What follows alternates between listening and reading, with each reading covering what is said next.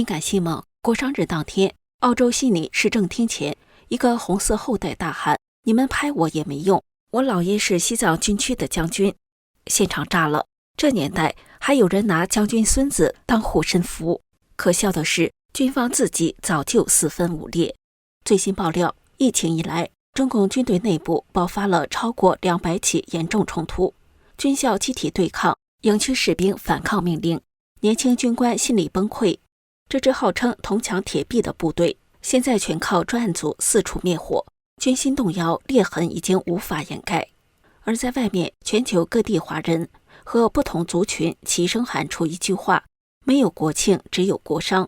中国国内有人把桥上的血旗一面面拔下扔掉，网民直呼太解气了。美国洛杉矶、纽约五星旗当场被焚烧，口号震天。加拿大渥太华五星旗竟然被倒挂，引爆舆论。欧洲阿姆斯特丹、柏林跨族群高喊打倒中共。伦敦港人雨伞运动11周年，黄伞黑伞齐举。东京、悉尼喊出习近平下台 ，Free China。这一天本应是中共的庆典，却变成了全球的控诉日。观众朋友们好，这里是大时局，我是王真。你老爸第几年生的？还说不定还中华民国生的。台湾回归中华民国80周年。我这么跟你说，台湾属于中华民国80周年。我跟你说啊，你拍我也没用，我老爷没写洗澡就红二代呀，也没用。你要动我，今天就是咱就上升国际问题。有真的，我也不怕你啊，真的。我跟你说，神秘公主杨兰兰事件还在持续发酵，结果澳洲悉尼又冒出一群中共红色后代。硬是要在国殇日抗议现场刷存在感。10月1号晚上，在悉尼市政厅外，一场原本严肃的抗议活动突然被几个年轻人打断。画面里，他们跟抗议者吵得不可开交。最荒唐的是，其中一个男生竟然大喊：“你们拍我也没用，我姥爷是西藏军区的将军，你们要是敢动我，就会上升为国际问题。”这话一出，全场都炸了。啥年代了，还拿我姥爷是将军来当护身符，还威胁说会上升为国际问题。这不仅可笑，更把红二代、红三代那种与现实脱节的特权心态活生生地演给了大家看。但更重要的是，这背后透露出的并不是什么将军的威风，而是中共军队内部的另一重黑幕。看似喊得震天响，实际上军中早就暗潮汹涌，风声鹤唳。10月2号，前上海企业家胡立任对外披露了一则震撼的消息。自从疫情全面爆发以来，中共各地部队已经爆发了超过200起严重的军中冲突事件。胡立任强调，消息来自中共军队总参谋部一位高级军官，意思是消息非常可靠。这些冲突的主角并不是年长的老兵，而是年轻的军官和士兵。他们在军校或驻地营区因长期风控、高压管控以及生活困境，和上级发生了激烈对立，部分甚至演变成群体性对抗。更严重的是，绝大多数事件都造成了不可挽回的后果。不少人被移交军纪委处理。每当冲突升级到严重程度，中共总参部都不得不派出专门调查组赶赴现场进行收尾，而规模稍小的事件则由地方部队自行封闭处理，对外严禁流露任何消息。胡立任形容200多起严重冲突并不是孤立的偶然，而是体制内部普遍裂痕的量化标志。在一个号称铜墙铁壁、强调绝对纪律和服从的组织中，冲突理应接近于零，如今却在短短几年间在全国范围内蔓延，这本身就是军心动摇的明确信号。接下来是工商时间。最近我朋友有个朋友成功帮儿子戒掉了冷饮等不健康的零食，他给我推荐了一个超特别的产品——红海参修复饮。朋友的儿子很喜欢吃零食，我朋友原本只是想帮儿子换个更健康的零食，结果他儿子一吃就爱上了。朋友自己也试了一下，觉得很不错。这个产品是用当地海女亲自下海采到的珍稀红海参做成，配方就是90%深海野生红海参加10%韩国红参，再加纯天然蓝莓原液，透过专利发酵做成果冻口感的口服凝胶，清爽不腥，还带点果香。红海参本身含有18种氨基酸、天然胶原和活性钙，不仅能促进细胞修复、延缓老化，还能补钙造血、改善气色，对气血虚弱、高血压、肝功能差或免疫力低下的人都很有帮助，非常适合长辈、成长期孩子、加班族等。而且一盒30支，带着走超方便。早上空腹或运动后，随手拆开就能吃。冰过之后，吃起来口感更特别。我建议趁现在还有货，赶快下单，不然真的缺货就要等很久。我朋友怕断货，干脆一次囤了10盒。点击描述栏的购买链接，输入优惠码大师局，就可以享受85折。中国大陆2盒起卖，4盒免邮，购买70美元，美国本土包邮。满260加币，加拿大包邮。据胡立任分析，冲突的发生大致有3种情况。第一是在军校里，年轻学员长期被封控在校园内，学习和生活都如同监禁，还要不断接受思想灌输和高压训导。这些压力最终引发集体性的不满与抵抗，甚至出现规模不小的对抗场面。第二是在基层营区，特别是驻守内陆和边疆的部队，士兵长期无法探亲，与家人分离，而家中却承受着现实的沉重打击。房价下跌导致家庭财产缩水，父母失业或收入骤减，老人患病或缺乏医疗支撑。这些困境直接压在年轻人士兵肩上，让他们在营区里无处发泄，最终把不满转化为对上级命令的反抗。第3种情况则发生在年轻军官身上，这些军官夹在上下级之间，上面有来自高层的硬性命令，下面有情绪几近崩溃的士兵，长期承受2头的压力，心理被彻底压垮。许多军官在情绪失控之下直接顶撞长官，甚至带动部属加入对抗，导致冲突迅速扩大。现在军中的年轻一代基本都是90后、00后，他们成长于网络时代，更看重公平与尊严，不会像老一辈那样盲从服务。当上级仍然以绝对服从的标准来压制他们时，矛盾就会一触即发。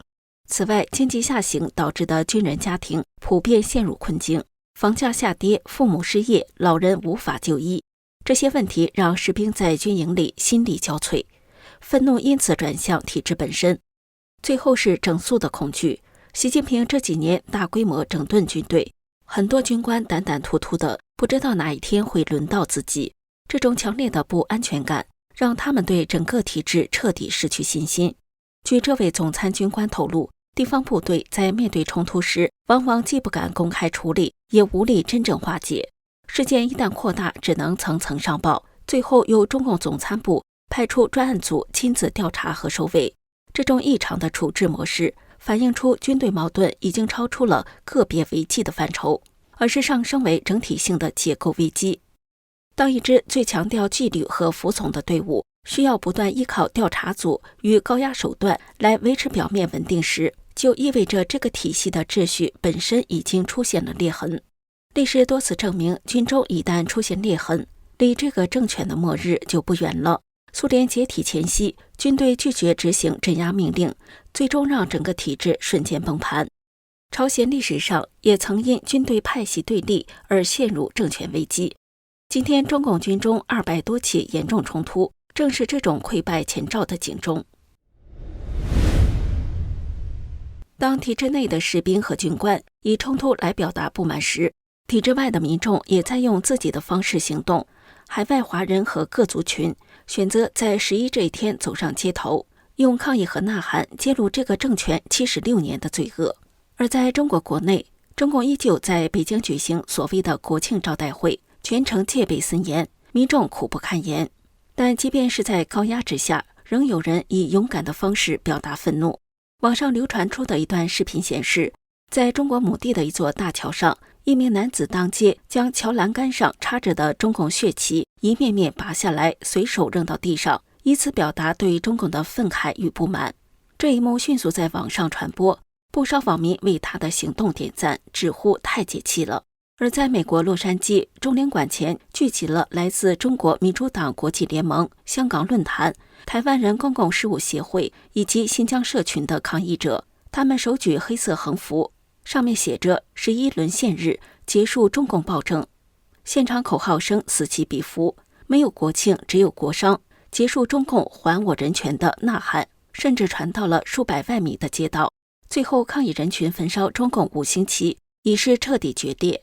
中国民主党国际联盟主席谢立健直言，中华人民共和国实际上是中华人民的害人国。他呼吁不同族裔联合起来，共同结束中共暴政。同一天，在纽约中领馆外，民主党全国委员会主席王军涛率领近100人集会。他发表演讲说，10月1号并非中国人民的国庆，而是国殇日。这一天不应是歌功颂德，而是纪念受难同胞、揭露中共暴政的日子。王军涛说，在中共最敏感、最爱宣传政绩的时刻发出不同声音，比平时更能震撼世界。他们希望通过这场集会，把真相传递给国际社会，提醒更多人关注中国的人权状况。不仅有街头抗议，还有研讨会同步进行。9月30号，纽约法拉盛举办了一场以中共祸国殃民76年为主题的研讨会。来自民运界的专家学者指出，中共不仅在国内制造人权灾难，还在海外进行统战渗透，破坏民运组织。他们呼吁海外华人与西方社会提高警觉，共同抵制中共的跨国镇压。在旧金山湾区，大纪元时报、新唐人电视台和希望之声电台联合举办了一场揭露中共跨国镇压的专题会议，吸引上百人参加。与会人士不仅揭发中共在海外威胁异议人士的手段，还讨论如何守护华人的自由与安全。会场最后响起整齐的口号 "And the CCP"， 气氛高昂。加拿大多伦多则在9月28号出现声势浩大的游行，11个社团联合在唐人街集会，随后一路游行至中领馆。现场不仅有来自中国大陆的流亡者，还有香港人、西藏人、维吾尔人以及越南社群代表。他们高喊打倒中共，播放歌曲并合唱，以团结的方式展现对抗暴政的决心。民阵加拿大副主席蔡嘉义批评中共76年来不断以政治运动残害、奴役、恐吓人民。中国不是属于共产党的，中国是属于中国人的。在澳大利亚悉尼市政厅前的集会同样规模可观。中共受难者奥纽联盟、公民抵抗协会与维吾尔、西藏、香港及台湾社群共同呼吁国际社会认清中共的专制本质。傍晚时分，现场响彻共产党下台、习近平下台、Free China 的喊声，气氛震撼。就在同一地点，退党服务中心也举行活动，宣布已有超过 4.5 亿人退出中共党团队组织。澳洲法学家大卫·弗林特表示，历史上的专制政权都会走向终结，中共也不例外。欧洲方面，荷兰阿姆斯特丹的水坝广场国家纪念碑前举行了一场跨族群的大型集会，现场横幅写着1949至2025没有国庆，只有国殇。中国民运人士、维吾尔人、西藏人、基督徒和荷兰民主人士站在一起，高喊团结一致，反抗中共暴政。